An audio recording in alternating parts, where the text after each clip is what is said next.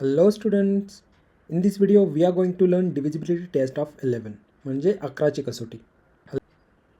The number is divisible by 11 if the difference between the sum of digits at odd places and the sum of digits at even places is either 0 or multiple of 11. म्हणजे जेव्हा संख्येतील odd प्लेसेसची बेरीज आणि even प्लेसेसची बेरीज यांचा difference 0 किंवा 11च्या मल्टिपलमध्ये येत असेल तर त्या पूर्ण संख्येला 11ने निशेष भाग जातो. एक्झाम्पल बघूयात आपण. पहिलं एक्झाम्पल बघा, याला 11ने डिवाइड होतं का बघायचं आहे. याच्यामध्ये पहिला ऑड प्लेसेस आणि इव्हन प्लेसेस कोणते आहेत ते पहिला शोधायचे. ठीक आहे.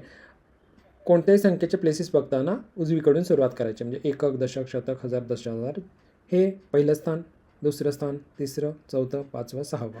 ठीक आहे. आता काय करावं लागणार की याच्यातल्या ऑड स्थानामधल्या संख्यांची बेरीज आणि इव्हन स्थानामधल्या संख्यांची बेरीज करायची आहे आणि त्यांच्यातला डिफरन्स काढायचा आहे.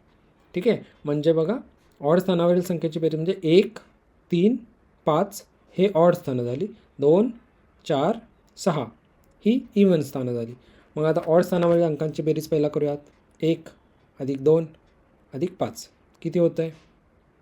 8. करेक्ट. आता इव्हन स्थानामधील अंकांची बेरीज 4 + 6 + 9 किती होतं आहे? 19. करेक्ट. आता या दोन्हींचा फरक बघायचा आहे. ठीक आहे. मग 19 आणि 8 याच्यामधला फरक किती होतो? 19 + 8 11. करेक्ट. 11 म्हणजे 11 किंवा 11च्या मल्टिपलमध्ये आहे डिफरन्स, त्यामुळे या पूर्ण संख्येला 11ने निशेष भाग जातो. ठीक आहे. सेकंड एक्झाम्पल बघूयात. या संख्येतील पहिला अंकांना स्थान द्यायचं आहे. 1, 2, 3, 4, 5 5 अंकी संख्या आहे, ही त्यांची स्थानं झाली. उजवीकडून स्थानं द्यायच्यात नेहमी. ठीक आहे. आता ऑड स्थानामधील अंकांची बेरीज करूयात.